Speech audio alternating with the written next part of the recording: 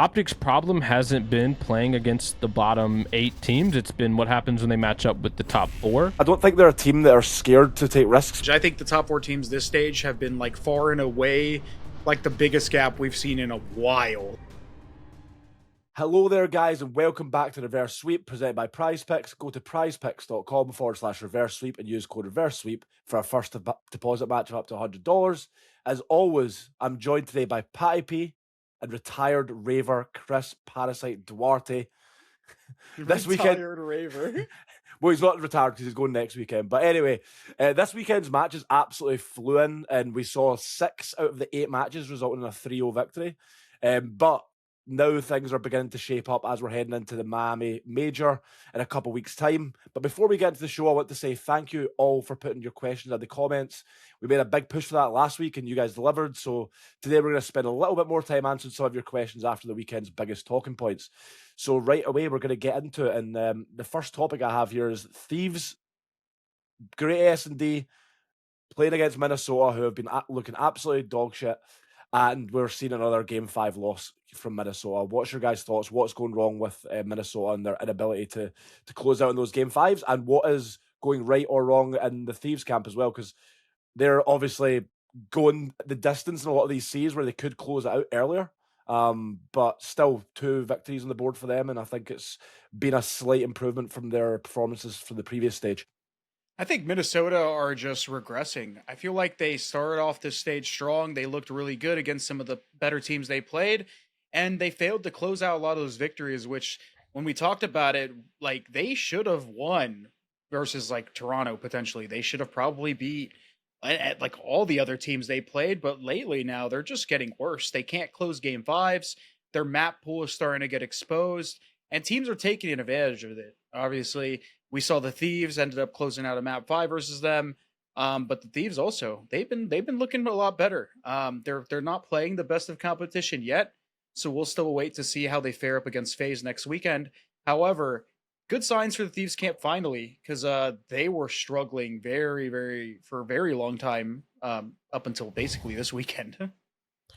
Yeah, I mean, I kind of have always thought this way about the ROKKR. Obviously, I know they came into Major 1 and got a decent placing, but if you remember, like those guys started horribly in the beginning of the season, and then they hit like a little 3-win streak, and then they, obviously the event went down. They beat New York in that weird series, ended up getting 5th, 6th, but Mark, they remind me of the Seattle Surge from last year. They're just a streaky team. They're kind of on a roller coaster.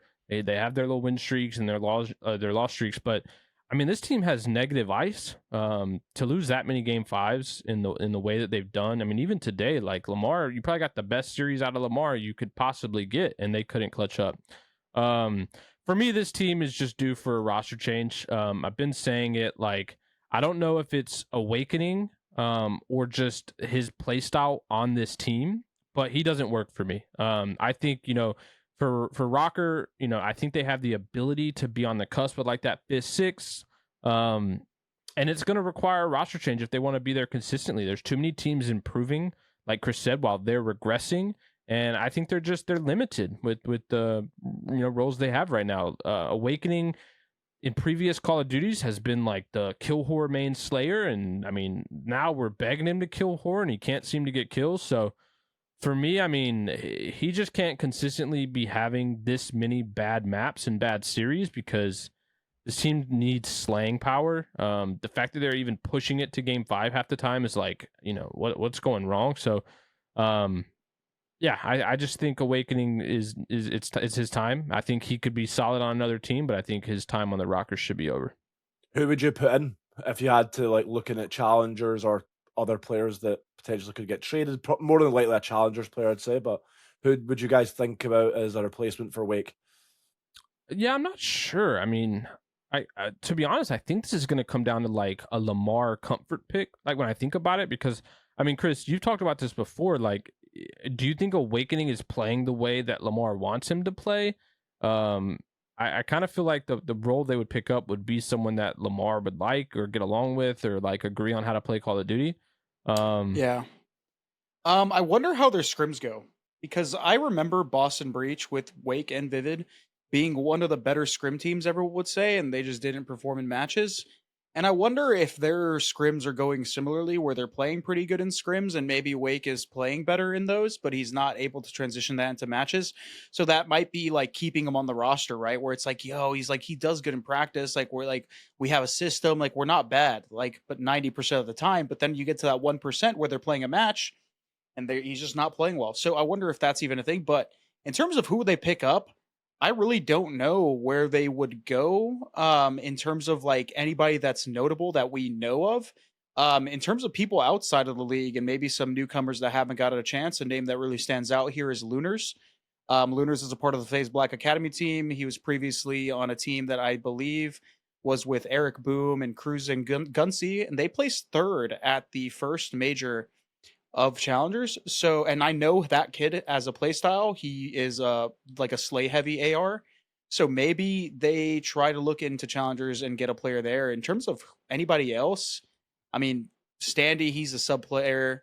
Illy, we don't know what the hell is going on with that guy. I can't really think of Illy would probably AR. be the best one they could pick up if they could pick him up. Hypothetically, Yeah. if they could, yeah, and Illy played as at least up to the standard that he did in his previous team, yeah, it'd probably be a good pickup. But I probably would willing to bet that they probably go to the challengers route and they pick up a player like Lunars, or maybe if they're really feeling like investing in that whole like the French community, right, with Lynz on the team, maybe he has some influence there. I think he maybe gives a shout to Cobra. I think Cobra is Cobra an AR player, Mark? I know you're in the EU scene. So yeah, he's an AR player, and I think he's been playing pretty good in the elite statistically, if I read those correctly. So maybe there's also a shout to him. But yeah, those are two names that definitely stand out right now on my radar. Anyone else on that original FaZe Black squad? Like Exceed still in challengers. Brack still there. But Brack is like not Brack's more like Lamar's play style, and I don't know if he'd fit on that team. Maybe Beans could also be in there. I think Beans is also like kind of like a slay heavy AR, but I truthfully don't know. Yeah, don't take that kid on. Obviously, I would want my players to be in the league, of course, but I think that there's very few out there that are not kind of like already like we know what to expect from them, sort of thing. Are they going to go down the route of going with like a Lunars who's maybe not had his opportunity yet, or do they go down the route of, I mean, looking at the elite, you have like the NA teams, you have Boston Academy and Spacefish Taco in the winners finals, which is like, so like the AR players that would kind of fit in that mold alongside Lamar would be like Cammy or Sam Welly. Yeah. But I don't know if that's like the route they go down. Spacefish Taco is they're a couple of my buddies, and they've been actually showing out. I'm pretty proud of them. But obviously with the elite and stuff like that, I think if teams are going to invest now before the major, they would probably look at prior land placements over the current elite standings. But if they were looking at, they might wait, right? We might see ROKKR stick it out, go to the major, and then there's going to be another challenger tournament, and then see who goes from there, because there could be some more standout players making a name for themselves. Obviously, Spacefish Taco being a team that was relatively unknown to most people, with players like Sam Welly, Pro MR, Exotic, and who's their fourth, Deceptions on their team. Yeah. I'd be mind blown if they stuck it out. I mean, exactly. I would be too, but like it's kind of like there's one or two. Is there 2 more weekends of matches? I think there's 1 or 2 more weekends of matches before the majors. So there's 2 more. Yeah. Yeah, I don't know. They don't have a lot of time, but usually that's kind of how it goes. Usually teams wait until the major's over before they make the changes, which I hate. I know you hate it too, Pat. Like especially if there's a clear upgrade path and they're not taking it. So I don't know. A team that did play pretty well this week, and a player I want to give a massive shout out to, actually, Shotzzy. So I've kind of been hard on him as well in terms of like the way he's been performing, just the mistakes he's making and whatnot. But I mean, he drops the kill record in the match against Carolina, drops 99 kills in 4 maps. I mean, he was doing it all. I think that Rio getting brought in is obviously like a big benefit to them as well. What's your thoughts overall on like OpTic and like where their trajectory is going towards Miami? I'll say my take first, because I know Pat will probably have a differing one, but I think the way they've been playing this stage is good signs for them, and the introduction of Rio has done them nothing short of favors. So I'm pretty happy about that. If you're a Greenwall fan, you should be too. Shotzi's actually playing well. Like, even if it is against the bottom teams, I think he hasn't had the best streak of matches prior to these last couple of weekends. So good signs for him. I think the rest of the team is playing, doing whatever they need to do. But this team, I think, has improved. Maybe it's just due to the new map.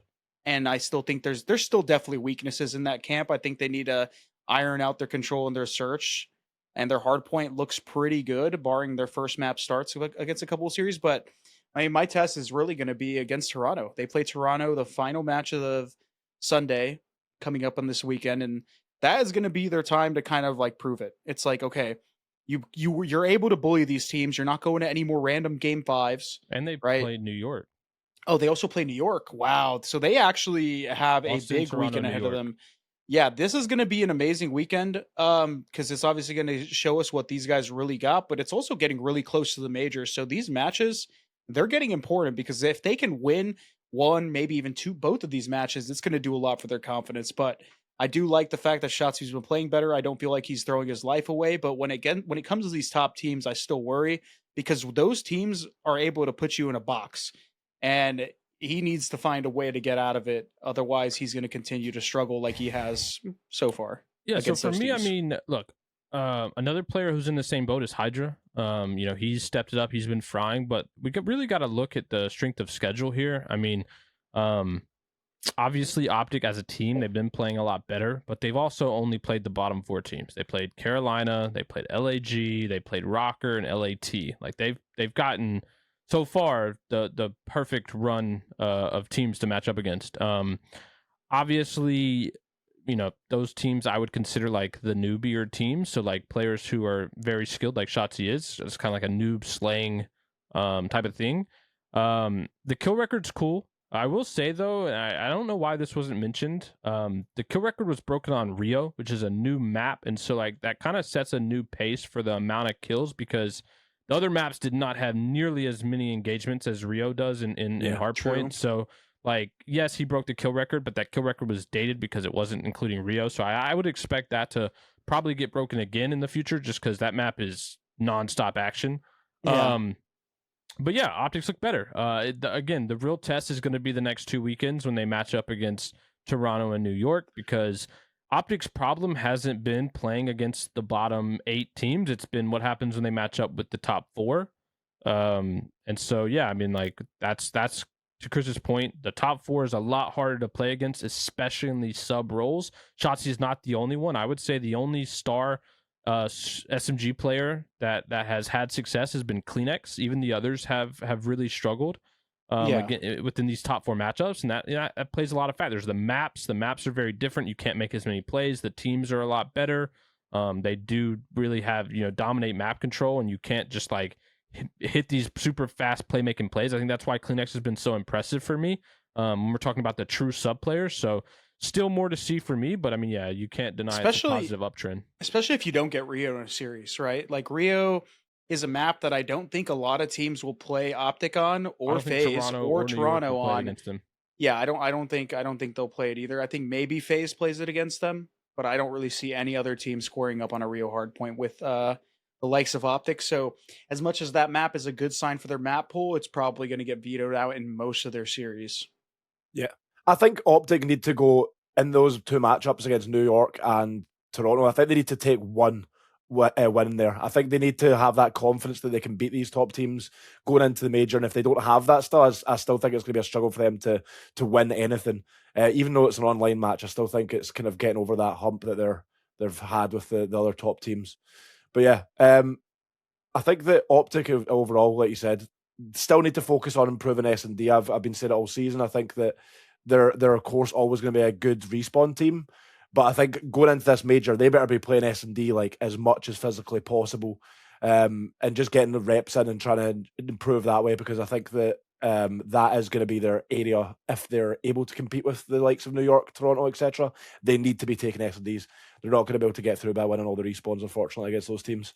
So yeah, interested to see how OpTic play at the major itself and over the next couple of weeks. Another team that I think has improved has been Vegas, and I'd probably say, I don't know if you guys agree, they're probably the most improved out of the teams that made roster changes. Yeah, I think that they are definitely a team that has surprised a lot of people, to be honest. I've heard behind the scenes that they're doing really well in practice. Obviously, they're picking up wins, and they're in a situation now where they can potentially have a really good stage and put themselves. I think that's the thing as well with these teams like Vegas. A lot of the time, they're just happy to get into the winners bracket, like historically. But if they're able to come in and not have that hard matchup round one, if they go like 6-0 or something along those lines, and they're playing against one of those other weaker winners bracket teams round one, they can potentially push into the top 6, push into the top 4 at the event itself. So which would be absolutely massive for them, and they're in a strong position to do so. I mean, their schedule is one of the easiest, if not the easiest. But the thing is about Vegas, where you still have to give them credit, is because they're beating them. It's not like, regardless if they have an easy schedule and they're playing the teams at their level or below, they are beating these teams and they are handling them pretty well. And when they do play against some of the top 4 teams, they do have some maps that are winnable. They even 6-0'd Toronto on a Rio S&D, which we just saw them go 6-5 against. Wait, was it Vegas that 6-0'd them? I could be wrong. Yeah, on Rio. Yeah. Okay. Rio, yeah, I'm trying to remember if it was Miami or not. But anyways, yeah. So they've been looking good, man. Like, they've improved. They're beating all the teams that are underneath or at the same level, and they might continue to do so here. We still got 2 weekends left, so still a lot of COD to be played. But these guys are putting themselves in a strong position. And I got to tip it, man. Geo's made a amazing impact, but also I think the thing that's made them a lot better than they are, at least at all the remaining modes, barring Hardpoint, because I still see Purge throwing some sneakers, is Purge. He swapped to a sub, and he's looked better. I'm not going to say he's a star or he's going off, because he's dropping 1.0s and still sometimes has least damage in the lobby, but he's made their team a lot better by role swapping, because prior to that, they were abysmal. And then on top of that, you're getting the best out of Nero, the most consistent Nero we have ever seen. And I was always a big Nero fan. I said that guy has insane potential in his role. He just needs to find some sort of consistency in his aggression, because that's kind of what he is known for. And he's starting to find it with this team. He's playing so much better. He's always putting up high damage, high engagements, and you're not really necessarily seeing him throw his life away and cost his team as much as he used to. So amazing stuff out of Vegas. Very happy for him. For me, there was one group that improved more than Vegas. Who's you guys that? know who that is? Who's that? The reverse sweep comment section, because I was yes, and there was some good questions, and we're gonna get to the questions later. But before we do that, the one area we still need to improve is to like the video and subscribe to the channel, so you never miss anything of our reverse sweep content. We love the questions we got. We'll jump to them later, but I just wanted to give a shout out and make sure you guys are liking and subscribing to the channel. But for me, yeah, I mean, Chris, the story for me has been Nero and Attach. Those guys are playing at an insane level, super consistent. And I think Geo's came in and done solid, but I'm still worried about this squad, Chris, because I know you mentioned it, like Purge right now is a massive liability in Hardpoint. He is better, much better comparatively in S&D and Control, but my fear is that they're just capped, right? They have a set ceiling because of that. And I like I said, I like the move they made with Geo, but I feel that they need to make another if they really want to take that next step. And I mean, I think they're not going to do it for Major 2, obviously, but Chris, do you see a world where they have a solid online Major 2, they go to the event, they don't do well, Purge plays bad, and then they actually make that roster change? Because he is running a sub now, and I think there are subs in challengers that are just better. And the problem here, though, is unless they go out and just get shit on, I don't know if they will make a change for him, regardless if they have like a good performance, they get like a top 6 or better, they're not changing. But if they get like top 8 or below for their standards, maybe they consider changing. The problem is though, you've heard it in their interviews. You even said Purge mentioned it. He's a lot of their IGL. Like, apparently he's one of the people that is helping micromanage the troops. Same with Attach. And although like I'm not a fan of like having set IGLs and stuff like that, when you're a bottom team, right, it kind of makes sense that's like a thing that happens where there's people that are better. Is gone. Like when it comes to the top teams, like Rambo Ray, 100%. Great IGL, bad, like not putting up the stats, like that role got eliminated in the when CDL it comes to the top teams. When it comes to the top teams, I agree. But when it comes to the lower tier teams, there's a lot of people that still need to be babied. It's sad, but it's true. There's a lot of people that still We need to just be can't have babied. that in the CDL. Pat, you put out a whole thing on the flank about people not being able to call out in gunfights. Like, that is still a thing. People sometimes cannot make this clear-cut decisions for themselves. A lot of people get tunnel vision when they're playing, especially against harder competition. And those players are kind of necessary for some of these teams to even have any sort of success. And that could be a case for Vegas. But if they do go to the event and they just get shit on and Purge is just getting world starred again, then they'll probably make a change. I don't really see a world where they keep him if he continues to do so. But for now, good signs out of Vegas. We'll see how it, they finish out the stage and then obviously go into the major. Yeah. For FaZe as well, FaZe and Ultra had a crazy matchup in the last day of matches here today. We had 3-0 going in favour of FaZe as well, which was completely unexpected. I think we all predicted the Ultra victory there, right? In our predictions last week. Yeah, I mean, you so just we were couldn't wrong. bet against Ultra with the streak they're on, regardless, unless you're Pat. Yeah. And Pat just reads everything that's going to happen because he has the script. Yeah, I predicted. There was a few reasons for this. I actually foresaw because we brought it up on the flank. Like, I think Toronto, Mark, is in a position where they think they're better. They know they're better than FaZe. And if you look at the map veto, like, they gave them all maps FaZe could have asked for, and likely the maps that Toronto is going to end up vetoing against FaZe if they match up at this next major on land. So, I mean, it was weird. You could tell by the body language, like Scrap and Insight, they were spinning fidget spinners on their nose during the break. I don't know. I'm kind of interested by this because I think it's going to lead to a really fun series if they match up at this next event. I'm trying to not take too much away from this online series. It is nice to see FaZe kind of, protect their record, right? They had like the 13 record in Cold War. Toronto was on pace to break that. And also, if you saw, like, Drazah tweeted out before they were gonna play, like, the day before, he was like, "I'll show you who God is," or whatever he said, and he came in and he fried. He played insane. So I'm hoping this adds up to a little storylines for the major, but I just think FaZe played well and Toronto just gave them their best maps, and I'm kind of curious of the long game and maybe the mental game that went into that. It's got to be a long game, usually I'm not a believer in teams doing that, but like those vetoes actually made zero sense and are so uncharacteristic of the Toronto camp to like do that in a match that they think matters to them. So like there is potential there for Toronto saying, you know what? We'll give you your best maps. We won't even pick ours. Let's see if we can beat you on them, because that's going to, one, further demoralize you if we can. And secondly, we don't give you any reps. We don't give you any VOD on any of the maps that we're good at or will potentially actually play you on. So they can keep their strats. They can keep their breakoffs. They can especially real match VOD. Everything they want. VOD in the real game, yeah. Every look they want to throw at you at a major, they can keep it in their back pocket. Like I said, usually I'm not a believer in that, but with the way the fucking vetoes worked, I was just like, these are all of FaZe's best maps. Like, how are they even playing this? They did it for Major 1 as well against Boston, if you remember. They played like their worst maps. They played Terminal Hardpoint, which was like their auto veto. So I don't think they're a team that are scared to take risks when it comes to the vetoes, or like not risks per se, but like they know they're making champs. They know that they're going to be one of the contending teams at each and every tournament. They're going to be willing to do those sort of like mind game type things. I think that happens though, Mark, because with how the league is, it doesn't matter what your seed is going into the major, right? Like 1 through 4 is all the same. Yeah. There really is no advantage. Because we would argue that, like, let's say Toronto gets 4th. It doesn't matter 1 through 4 because they're expecting all the 4 top teams are basically on the same level and they're not going to match up round 1. So they're all feeling very safe with that. Like, there's a stat where the top 4 is like 16-2. In so far in Major 2, and they've only lost to other top 4 teams, and then like everyone else is like 9-20 something.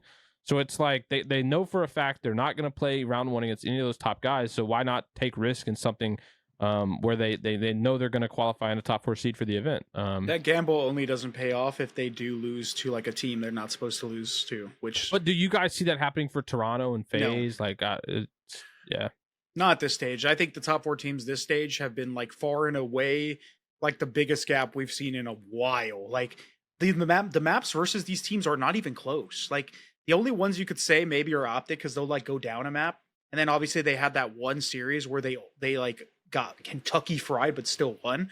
But like outside of that, like New York battering everyone, Toronto battering everyone. Same with FaZe. It's not even fucking close. Yeah, I think the CDL as a whole right now is probably at a weird spot where the gap between the top teams, we've been saying it all season, but like the gap is probably the biggest it's ever been. I think about it. Like I can't remember any point in time in the last couple of years where we've been in this situation where these matches are almost like FaZe a also foregone did conclusion. lose a series. FaZe also did lose a series, I think, as well. So I can't just say OpTic is the only one because FaZe. Who did They FaZe lost to lose New to? York. It was New York. Yeah, that's what I was saying. Which is like, again, it's a top four teams. match. Yeah. So yeah, never mind. The top four hasn't Top four lost teams. outside of the top four. Yeah, okay. That's the There you stat. go. Yeah, That's true. And that's crazy. I mean, some of those sort of bottom four teams that we're talking about as well, like the likes of Miami, who are heading into their own home major, looking like the worst team in the league. Wow, that's gotta feel terrible. Yeah, because I mean, I'm pretty sure I could be wrong. I can't remember a team starting in losers bracket at their home event. ROKKR did it, I think. Did they? Boston did as well. Boston did it last event. Yeah, Boston just did it. They got 12th. Oh, did they? Oh, Yeah, I'm talking rubbish.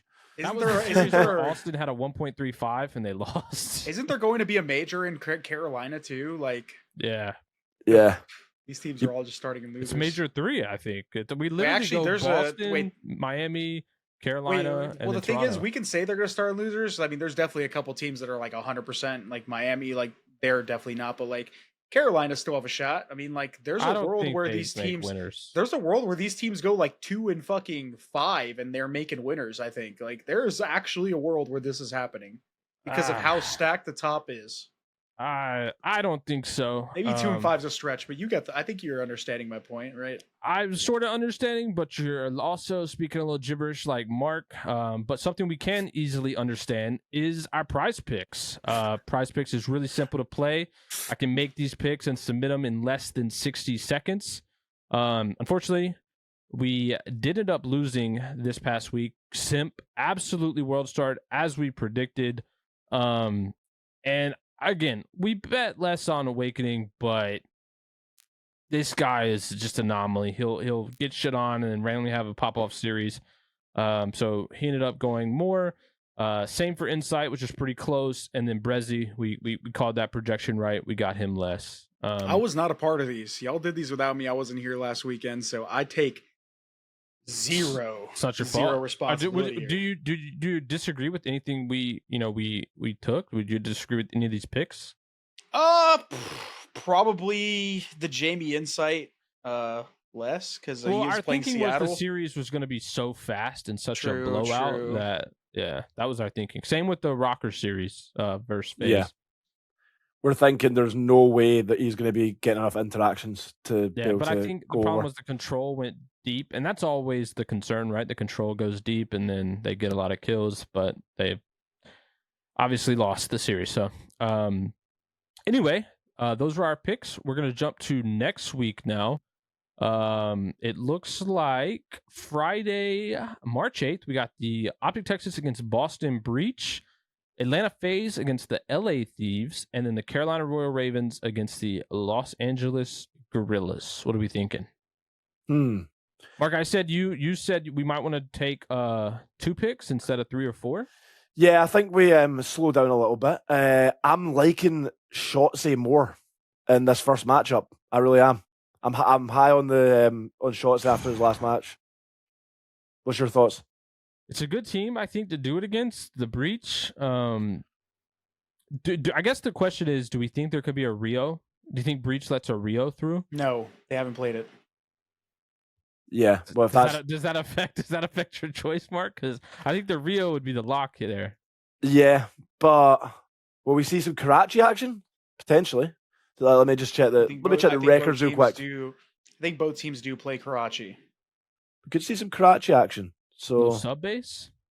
I think we'll see it. I think we'll see Invasion or like a sub base for sure. I think Invasion and Karachi are both of OpTic or maps that OpTic is content on playing. I haven't seen them play sub base in a while.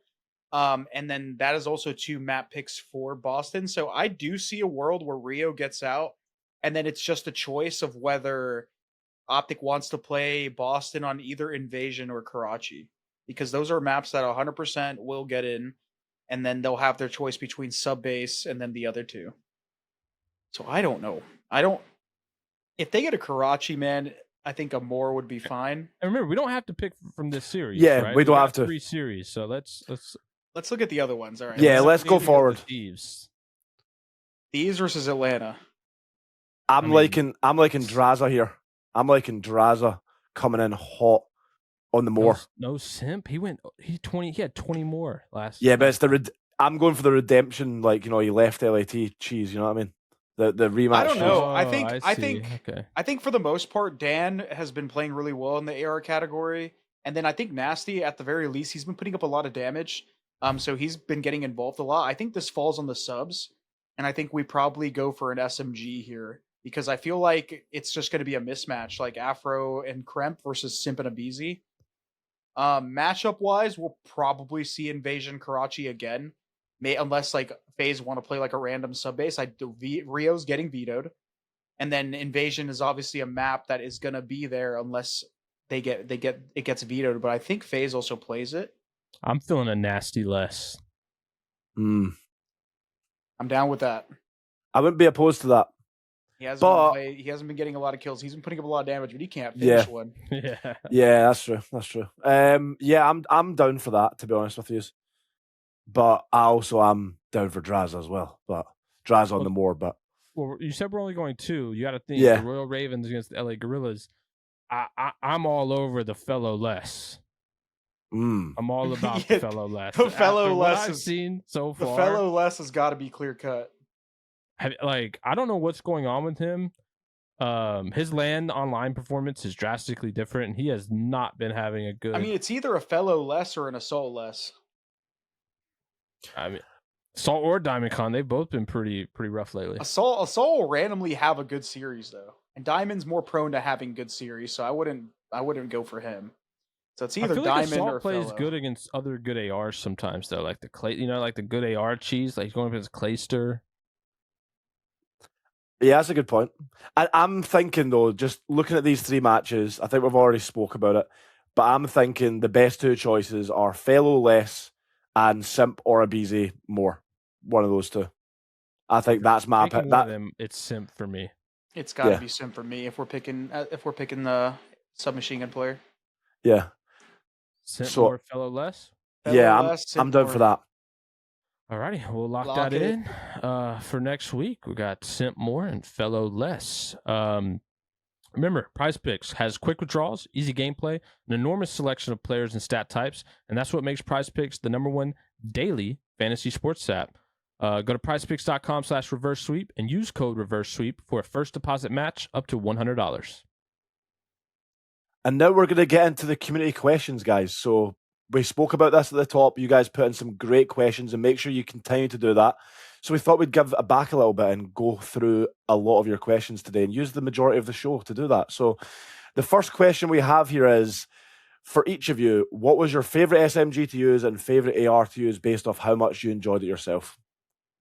I'll go first, and I'll just say my favorite SMG was probably the MSMC on BO2, and then my favorite AR was probably the BAL on AW. That's my top 2. It's a sleeper. Mine is probably the AK-74U in COD 4. If you guys are old heads, that was a fun gun. You felt powerful with that gun in your hand, right? And then AR, I want to say the BO3 M8. I don't know why that gun felt good. Like, it just felt so satisfying when you hit a 1 burst. It just sounded good. Like, it's a really good AR. Man, this is tough. I'm gonna go with something you won't expect, but it's absolutely true. The Type 100 in World at War. Wow, I remember that one. That SMG was elite. Wait, the PPSH was so fun to use in that game too. Yeah. Dude, World at War had insane weapon balance. Like, every gun was good. The Thompson, also fun to use. Thompson was usable. Yeah, that's true. MP40 was OP, but Thompson was a blast. AR. I'm gonna have to go with the COD 4 AK. The gold AK, like you couldn't go wrong with the COD 4 That was a fun AK. gun to use, bro. Yeah. One gun I want to give a shout out to, like what's like a bonus is the STG in World War II. The STG Ooh. meta was fun. I will When say, the bar came in, it was so I miserable. will say the STG in World at War sounded better and looked cooler. It did sound good. It sounded like a typewriter. Yeah, in World War. Yeah, in World at War. Yeah. But yeah, good question. That took down memory lane. Yeah, no, 100%. I like the World at War picks. I used to love that game. So that game was so much fun. It was like rough for competitive. Yeah, it wasn't supported, but like map gen, just that game was just the ultimate pub fun game. I still stand by that. 100%. And the next question is more of a statement, but it's from T Dunk, and I think it's in reference to our tier list last week. But he said, "Remember when Aches used to say, just look at the standings. One team is 30 points ahead, yet they're placed fourth." So I think he's in reference to us having New York above OpTic, I believe, in last week's tier list. Well, for ours, we weren't necessarily going off the amount of points. We were going off the win-loss. And so if you do reference the standings, right now, Ultra's 14-2, FaZe is 13-3, OpTic's 11-5, and New York is 11-3, with a better game win percentage. So we were going off that. The points are kind of irrelevant because one event is going to sway the points heavily. Like the points will matter more at the end of the year. But right now, what every team has is the match wins, match losses, and our top four is obviously very clearly defined because everyone else outside of those top four are double negative. Like they're 5-11, 6-9, 5-8. But New York has a better match win percentage than OpTic Texas, a better game win percentage. And we also cannot, and then New York has beat OpTic online. Granted, it's online, right? People and literally FaZe, at the end of the day, bro. Like we can't predict a team that is a top 4 seed going into an event and not winning a series. Like that is unpredictable. That is not you can't even look at us in the straight face of the comments and be like, yeah, I knew New York was gonna get fucking, especially when top their 12. series had like 6 resets and they didn't get streaks back and they didn't get the offense. Like obviously they got shit on at the event, but there was a lot of factors. We're going off kind of the common sense mentality and the fact that New York's beat the top teams that they've played. And outside of the event, they've looked stellar since the game dropped, in my opinion. And they have the record to reflect it. 2 of their losses came from one weekend. And so, so going forward, and they're still frying, and they're now match up finally. If New York does that shit again, where they go to the event and they get cooked, we're going to start a dialogue. Yeah, but that's a different story. And I truly don't think that's going to happen. I think I don't think so. I think this event, barring like one of them have a matchup in loser semis or something, I think this event, the top 4 will be the top 4 at the event. Yeah, I agree. I think we've spoke about it every week. The gap right now is massive, and even though New York aren't at their best, I still think that they're far and above like the other 8 teams in the league. Yep. So it's going to be interesting to see exactly what happens at the event, and hopefully there's not like a dodgy bracket situation. But I mean, I guess that would make it more interesting at the same time. But as long as they all start top 4 seeds and they don't get upset in round 1, we should see the normal what we're predicting play out. Yeah, that's true. The next question is from Dr. MVG94, and it is, why is Rambo not getting any mention for the poor performances of Surge? We saw how things didn't go well with OpTic last season and he was forced out. Now he joins Surge, puts together that questionable roster, and then makes a terrible roster change. He's believed around the league to be this fantastic coach, but is that being brought into question with what is happening with Surge? I don't know if anyone believes that. I'm going to be honest. Like, at least people that play are like that he's like some amazing coach. I personally don't think so. I think Rambo, as much as he was successful back in the day, he even beat me a couple times, obviously. I don't think he's like a new era player. These games are played completely different. The way that you play the games is just not even close to how we used to play it way back in the day. And secondly, he ain't even playing the game. Granted, you can sit there and grill his roster decisions and maybe his coaching. Bro, the people that he has picked up, barring some rookies, have not been good players recently. They're players that have been shuffled around teams. There have been players that have struggled on LAN. They're like, especially in recent years, they haven't been good. Some people be like, well, what about Hook and Illy? Okay, Hook and Illy were on OpTic, but like they got dropped off that team, and on LAN, they were not that good in comparison to like how they were online. I still remember Hook being absurd online going into one of the majors, and then he came out and he didn't play as good.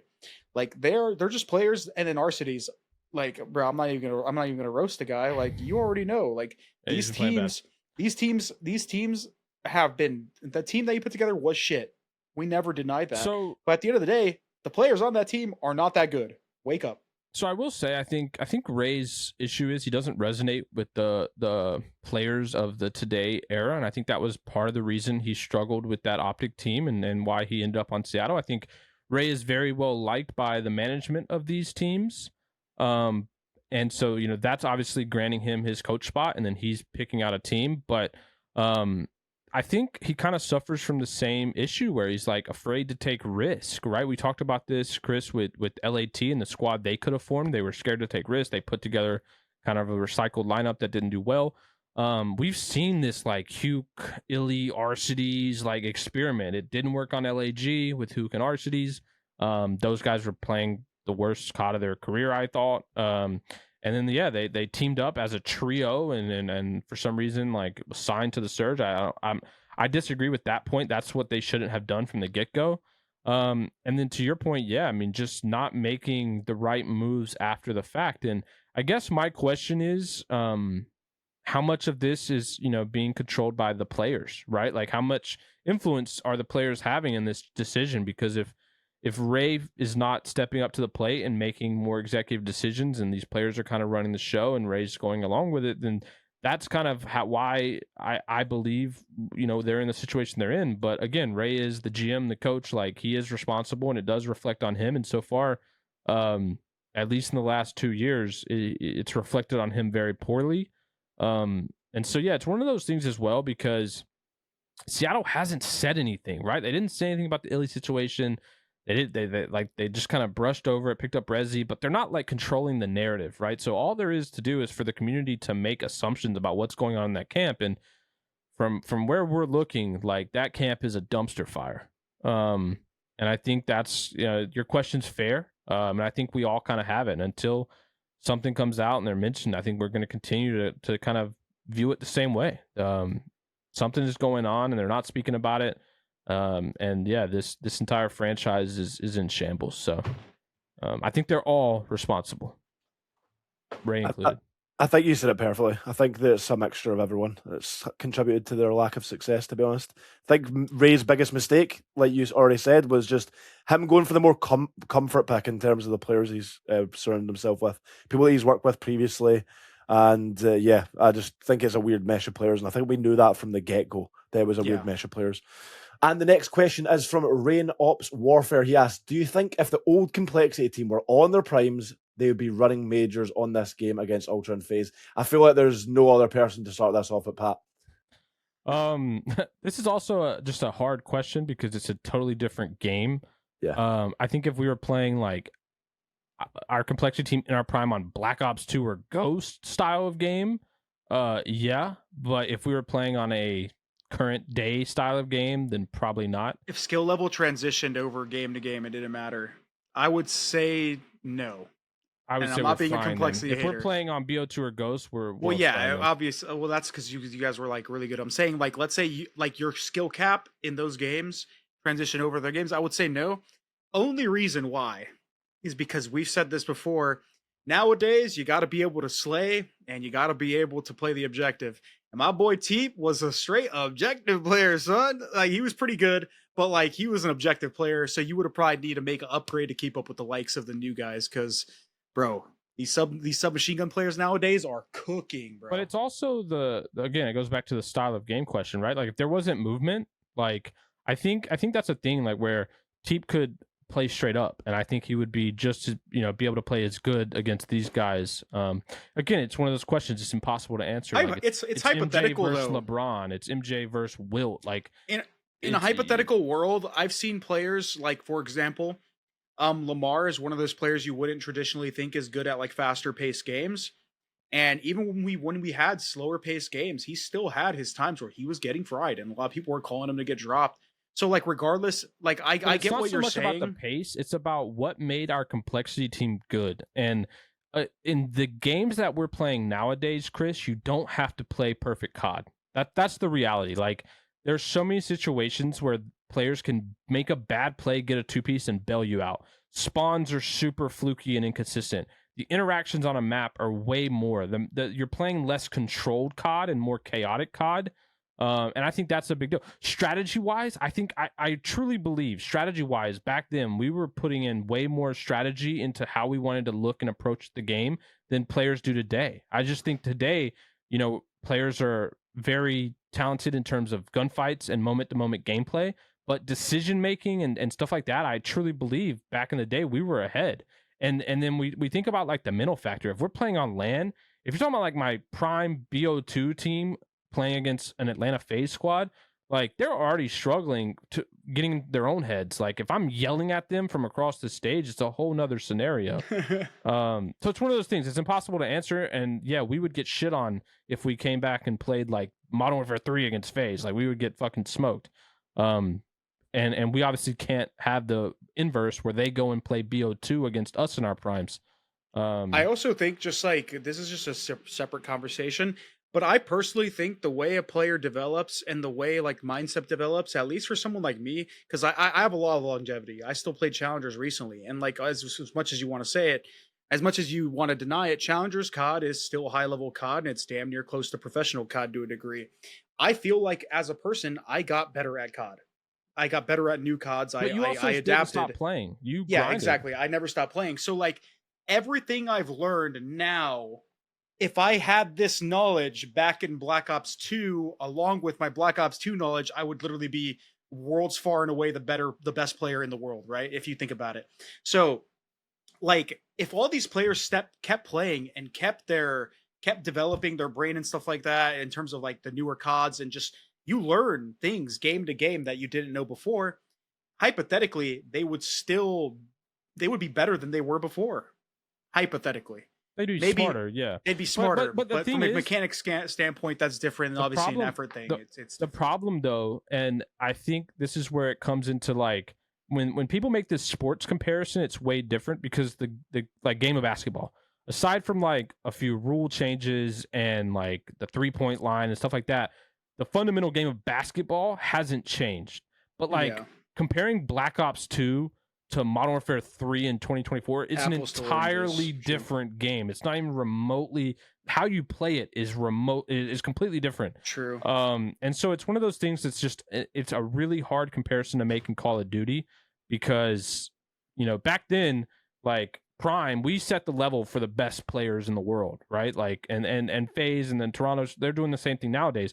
But like what made you the best player in the world in those two different games are just way different skill sets. And it's on a top hard of that, comparison the random of like, dude, we're watching the spawns today, and like, yeah, the games like have they're just changed not so readable, much. and like you just it makes you play completely different when you in Black know Ops 2, those bro, are even possible. BO2 Hardpoint, you could go a full 10 minutes and know where the enemy is spawning the entire time. Yeah, you could look at the mini map nonstop for the entire game and call out where the enemy is spawning based on where the hill is, where you are, and where your teammates are, and where the enemies are. Like you could, where you get a kill, you'd be like, all right, they're on this side of the map. They're spawning here in this sector. Like that doesn't exist anymore. It's so unreadable. It's again, it's one of those things where COD blew up. I mean, more players play COD than ever before today. And so the game is much more random. And I think that's done, right? We've seen it with skill-based matchmaking. It's to protect the player pool that is the 90% of players who aren't as talented. So a tough question, but I'm always going to say, as far as back in the day where I knew my team was in reference to the game, it doesn't matter prime versus prime. We would win on that game. We'd obviously get shit on in today's era though. Yeah, I think this is the next question from Reflections. Actually, is we've sort of touched on it a little bit there, but what has it been like for you all personally aging in an industry where the players typically stay the same age? I mean, in terms of what way? Like, I'll take it from a player perspective because, again, I'll talk about it. I played a lot and I kept playing and I still competed even when people basically said I couldn't be in the pro league. I think a lot of it's just mindset thing. It's like a mindset change coming in from being an older player and just understanding the fundamentals of Call of Duty and trying to transition that to younger players.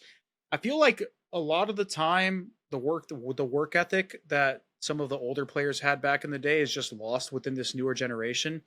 The amount of hours and preparation you truly need to have to become the best is absurd.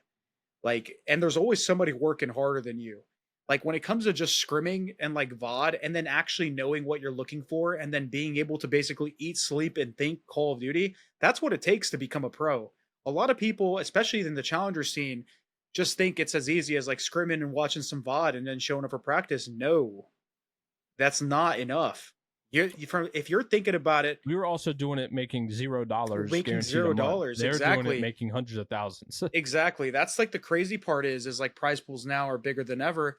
You got to understand that whenever you're not putting in hours, there's other people that are putting in hours. And then secondly, when you're a challenger player, you're trying to catch up to these professionals. You're not like you're behind. So you need to put the work in. You need to play extra hours, whatever the fuck you're playing. I don't care if it's ranked player 8s. It's all about what you take from your experiences that is going to make you a better player while still doing the VOD, while still doing the scrims, it's while still going over strats and like breakoffs and like little shit. That is like what separates you from becoming a professional. And that is even what separates the professionals from being better and being on a top 4 team.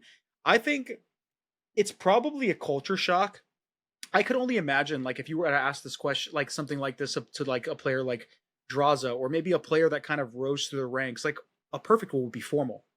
Formal rose through his ranks so quickly in COD. He probably went from like a lower tier team onto obviously OpTic and just realized how big of a culture shock it was to him to understand how different a team, like, for example, his first team ever, Fear, his first like pro team ever, Fear, worked from a team like OpTic, especially with Crim on the team and how like much that guy obviously put work into the game. But like it's the same thing, bro. He went Fear, then he instantly went to TK, which was the second best team, and then he went to Envy, who at the later stage of Ghost was the best team. Like, I feel like he had a pretty early run. Like, you're saying all the way out to OpTic, but even before he got on OpTic, like he had that shock. But that's like, that's the point. I'm more so saying like the difference in like work ethic and like strategy and just everything that you do, like your life revolves around the game. Like, and I'm sure when it comes to other sports, it's probably the same. And I think the problem that I have, and I've noticed, like, because I've been a part of all, how many other generations you want to talk about of Call of Duty, like the passion that you had to have for what we were doing back then when it was nothing, there was no guarantees. We didn't know if you could make something out of this. Like, you had to really love it. And the hours that you were putting in were because you loved it. And you were almost desperate to make something out of it. And that was kind of like the building blocks that everybody had back then. And I think that's so why lost nowadays. Yeah, because everyone's comfortable. Like right now, you make it to the league. You're locked in on a good salary. You don't have much to worry about. Prize pools are insane. The only difference is it's just the top 4 teams are so hard to beat in comparison. My perspective of this question is a little different, though. I mean, it's like, I will never be upset at the evolution of the scene, right? Because, we were playing back in 2008, and seeing, how much really changed. And hell, just 12 years till we got to 2020. And then obviously the CDL era was again much different. But, that was all made possible because of the people that put in so much work beforehand. And it's not just me. Like, we're talking about, there's probably a handful of people that are still even around today that were a part of the scene back then. Obviously, Mark, you in the European camp, you've been there for a hell of a long time. Chris, I know you, me, JCap, like Pac-Man's here and there, Crim, like some of these people that, and then there's like a million people who aren't, who kind of aren't getting that recognition, like the entire Fear squad, the old Envy squad, like obviously Hastro stated, but there were so many building blocks that just went, just forgotten about. And it was because back then, like, as you aged out, right, like you had to move on because the money wasn't there. And, as it goes with anything in life, when you become an adult, when you're getting in your mid-20s, you're pushing 30, like if you can't sustain an adult life financially, then you have to kind of move on from this passion. There was an age group even before me, like even in 2008, I was still young. Like I was 14 or 12, whatever I was. like that. There were players who were 16 and 18 and 20 back then that were doing 20s. that were doing the same thing, but it's just like they got phased out because the scene didn't progress fast enough for them to stay. And it's one of those things where like there's a lot of people that deserve a lot of credit for what went on back then. And obviously we were fortunate to kind of ride it out the whole way, but it's been cool, right? Like to be involved in something so early on and see where it progressed, even if you're not the one reaping all the benefits at the top where it is now, it's like it's still awesome because you were still a part of something so early on when it was very small. Like we're talking, back then, if you were to throw a stream on, like I think I got partnered on Twitch in 2010, throwing a stream on that was still Justin TV, getting like 10 viewers was insane. Like you're seeing your Twitter grow, and like there was a big boom around 2013, 2014. Like that's when I think Call of Duty really blew up and got on the map. Like that's when, I mean, we know you were earning like tens of thousands of followers like a month, and that's not happening anymore. When I started streaming back in like 2012 with Modern Warfare 3 in that era, I used to get hype when I would have 100 viewers watching me play S&D tournaments or 8s. I would hit that ad button, and some days I would make $20 from ads, and that was insane. Dumb dude. hype. Even before that, man, like getting that first game battles check, even when you made like $20 from a tournament, having 100 subs, that was insane. Yeah. Or the days where you would like win the prize money, but they would also like sometimes at some of these random events give you like a monitor or some shit. You'd get like you'd get like an extra prize, which was actually more than the prize money half the time.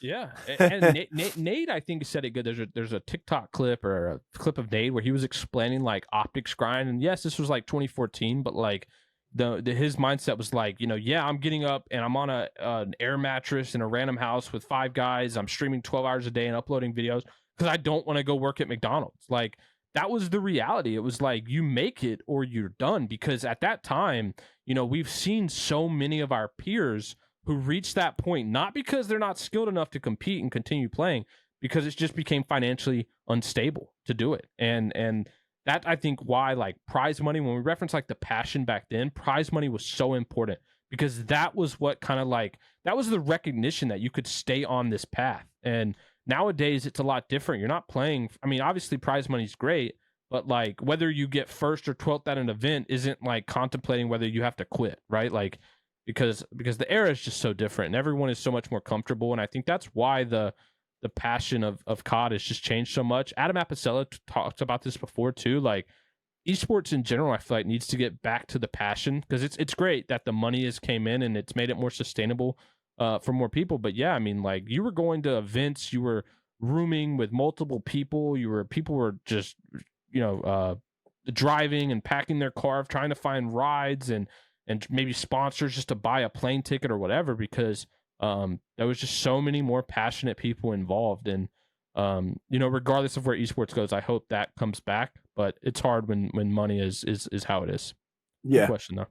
I remember like events having like 5 people in one room, you know what I mean? Like 5, 6 people. Oh yeah, dude. Two people in each bed, one person on the floor. Like it was entirely different. Different. And events were so much more fun too. Like, and I think this is the biggest problem with the CDL is it took the community aspect away from events. Like now it's the pro matches are here, they're segregated. It's just those go on. It's very like they're backstage at the event as well. Like it's very separate. Like you might go to that event now and not even see like half of the pro players. You might even not even see them. They might just bounce right after they've been knocked out. They lose and they fly home the same day. Like before, that was unheard of. People were wanting to hang out and see these people. Like you had made so many connections, and I know obviously the times are different. Like we were all much younger, and we developed all these relationships online, and technology wasn't remotely the same. But it was something that I'm obviously insanely happy I got to participate in. And it's one of those things too where I feel that a lot of people who are joining today, it's obviously no fault of your own, but really missed out on an awesome time period in Call of Duty esports. Facts. And seeing as we're on this nostalgia trip, I'll just finish off with one final question, and it is: if you could go back in time in your career, what moment would you choose and why? I've got an answer to this straight away. Top of my head, leaving Toronto to join LAG. What a terrible decision that was. Holy shit. Wait, go back in time to like fix or change or anything. what? If you want to re-experience something, that's a good. Oh, that's a good change point. something in your career. Anything. Yeah. It could be But anything. is that what it is, Chris? Is that how you're taking it? Like changing something, going back? I'm in time gonna change? take it as changing something. Okay. Yeah. I'm just saying so we can all answer the same. Okay. What about you, Pat? Do you have one or no? Because I have one. Yeah, go yours. Go ahead and go yours. I would have never left Nagafin and Co. going in from Advanced Warfare into Black Ops 3 because they obviously ended up as Elevate. I think they got a pretty decent placing at Champs, but they were a good team the whole year. And I was stuck on Complexity. No, I love the work, by the way. But it was I was with like Goonjar, Ricky, like Miracles, Nameless, like it was like I was like having such a nostalgia trip in that game, going back to like, oh, Black Ops. Let's team with the Black Ops guys. Let's team with fucking the older heads. Nope. Should have just stayed on Elevate with all the cracked fucking jetpackers, and I probably would have had a lot more success that year and maybe turned my career around after being dropped from FaZe back in frickin' Advanced Warfare. Yeah, mine would probably be the jetpack era too, and it would just be take it more serious. Because I think my problem was I didn't like the games nearly as much as I did the previous games, and I will segue this really quick to say I think the current generation is really blessed with the fact that they haven't had like generational game differences, right? Like if you think about it, we went from like hardcore boots on the ground for 5 years, jetpacks completely different for 3 years, and then we went back to boots, and then we went to like the slide hybrid tac sprint games. 5v5.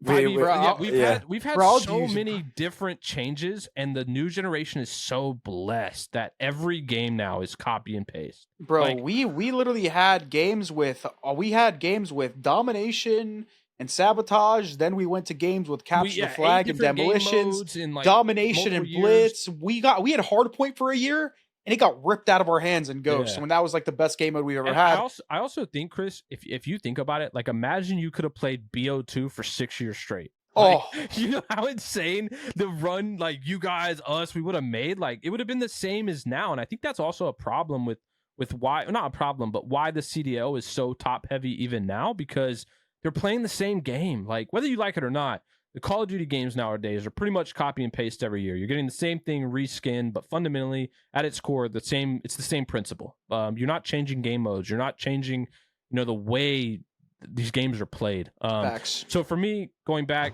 I really wish I would have took jetpacks more serious. Obviously I won the first jetpack event with that FaZe squad, and that gave me the most events in Call of Duty history at the time, and I used that and the fact that I really didn't enjoy the games as much to justify you just kind of like sitting back for a while, just slacking way more. Yeah.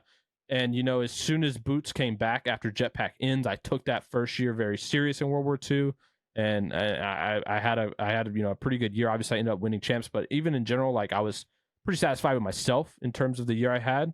But yeah, I just wish that I took that year thanks, Pat. Man, we could have won Advanced Warfare champs. We still would have won. I was still going hard. If you just wouldn't have wanted to use a shotgun against Naga and them, we would have smoked them. But I could have had 2 rings. Yeah. But it was more so after that fact. But yeah, just the whole jetpack era after AW champs. But that would be it for me. It was hard to take Infinite Warfare serious, though. To be frank, that's what I'm saying. Like those games, there was so many. Those games. That game was so horrible for like 3 months. Yeah. I obviously answered with the Toronto shout, but I think that if I'm to think back at my actual playing career, which I think is a bit more interesting, my biggest mistake, I'd say, in my playing career was always going back to the same people. We spoke about this about everyone's problem. Yeah, like we spoke about this like with Ray, like going back to the same players earlier in the show. But like I think that's one of the biggest mistakes sometimes, going with comfort over putting yourself in an uncomfortable position. So Imagine you could have moved to the US back then, Mark. You and like some of the Euro guys could have moved to the US and like played against this competition. Because think about it, back then we only played when you guys came to events. Like there were some of those like East Coast versus Europe like late night matchups, but like it was shit. Yeah, there were like challenges on 150 ping, but like imagine that's another thing about competition. Like imagine you guys could have came here like Yeah, on Ghost there was literally only 2 good teams in Bro. Europe, and it was us and Epsilon, and it was just terrible. We pretty much just played each other in the finals each night of a tournament. Like there'd be a tournament every night. Random epiphany, but like our playing careers to a degree, a lot of the stuff that we talk about is so reflective of some of the opinions we have on the shows. For example, we tell these franchises and these teams all the time, they got to take risk, they got to do uncomfortable shit, they got to start picking up new players. Why? Because we literally went through the same shit, or we went back to the same people, the same recycled bullshit. But it's not just rosters. It's everything. The entire Call of Duty community was guinea pigs. We trialed and errored and tested everything for like a decade. And it's funny because I think, to your point, we have these opinions because we've seen this shit play out. We've seen this shit happen. Whether it be formats or game decisions or league decisions, like we've seen this shit so much that we're from a mile away. It's just like red flag. But like, please don't do this. We've seen how it plays out. Exactly, bro. History, like it repeats itself, man. We've seen the same thing happen so many times. Yeah, and once again, I just want to say massive shout out to everyone that's put the comments below. Great questions this week, and that's it from us, guys. Make sure you go to prizepicks.com/reverse sweep and use code reverse sweep for a first deposit match of up to $100. And make sure you like the video, keep those good comments coming, and subscribe to the channel. We'll see you all there.